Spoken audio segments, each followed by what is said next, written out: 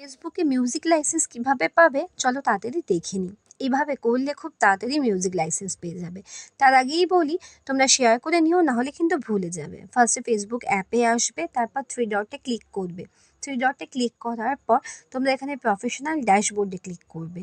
তারপর যাদের content monetization আছে তারা সেই অপশানে ক্লিক করবে, আর যাদের অ্যাড অন সেল আসে তারা সেখানে ক্লিক করবে। দেন এখানে স্ক্রিনশটটা নেবে।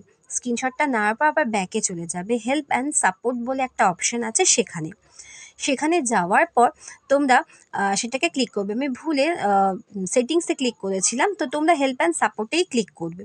ক্লিক করার পর তারপর ওখানে দেখবে রিপোর্ট অ্যান্ড প্রবলেম বলে একটা অপশান দেখাচ্ছে, সেই অপশানটায় ক্লিক করবে। সেই অপশানটায় ক্লিক করার পর ওরা তোমাদেরকে ইনক্লুড বলে একটা অপশান দেবে, সেই অপশানে ক্লিক করতে হবে। এবার এখানে তোমাদের একটা প্রবলেম হবে, আমার যেটা হয়েছিল, অনেক সময় না এটা ব্যাকে চলে যায়, তো ব্যাকে গেলে তোমরা আবার সেখানে ক্লিক করবে। তো এখানে কন্টিনিউ এ প্রবলেমে ক্লিক করো।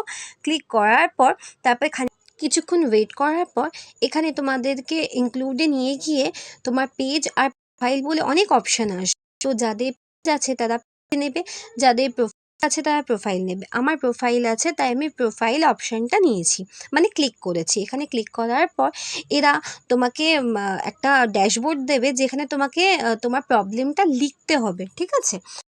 আপলোডে অপশান থাকবে, সেখানে যে স্ক্রিনশটটা নিয়েছো সেটা আপলোড করো। আর ডেসক্রিপশনে তোমাকে তোমার লিখতে হবে, তো লিখে দেবো, তোমরা কপি পেস্ট করে এখানে দিয়ে দিও।